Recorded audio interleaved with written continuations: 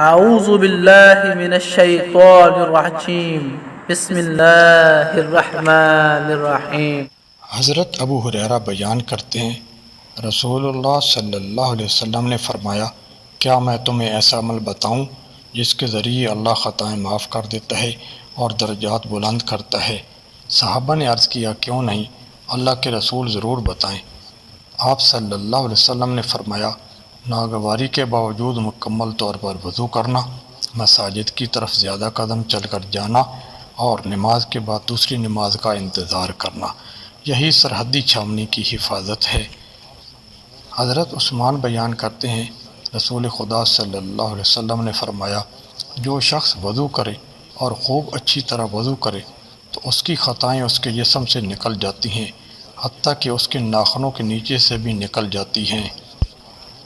حضرت عثمان بیان کرتے ہیں، رسول خدا صلی اللہ علیہ وسلم نے فرمایا، جب کوئی مسلمان فرض نماز کا وقت ہونے پر اس کے لیے اچھی طرح وضو کرتا ہے اور اس کے خشوع و رکوع کا اچھی طرح اہتمام کرتا ہے تو وہ اس نماز سے پہلے کیے ہوئے گناہوں کا کفارہ بن جاتی ہے، بشرطے کہ کبیرہ گناہوں کا ارتکاب نہ ہو، اور یہ فرض نماز سے صغیرہ گناہوں کا معاف ہو جانا ہمیشہ کے لیے ہے۔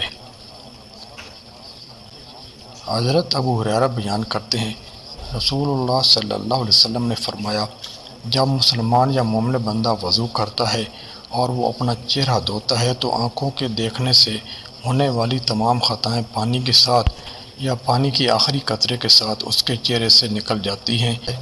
پس جب وہ اپنے ہاتھ دھوتا ہے تو اس کے ہاتھوں سے جو خطائیں سرزاد ہوتی ہیں وہ پانی کے ساتھ یا پانی کی آخری قطرے کے ساتھ اس کے ہاتھوں سے نکل جاتی ہیں۔ پس جب وہ اپنے پاؤں دھوتا ہے تو اس کے پاؤں سے جو خطائیں سرزاد ہوتی ہیں وہ پانی کے ساتھ یا پانی کی آخری قطرے کے ساتھ اس کے پاؤں سے نکل جاتی ہیں، حتیٰ کہ وہ گناہوں سے بالکل صاف ہو جاتا ہے۔ ناظرین، یہ تھی آج کی ویڈیو، آپ کو کیسی لگی کمنٹ کے ذریعے ضرور آگاہ کیجیے گا۔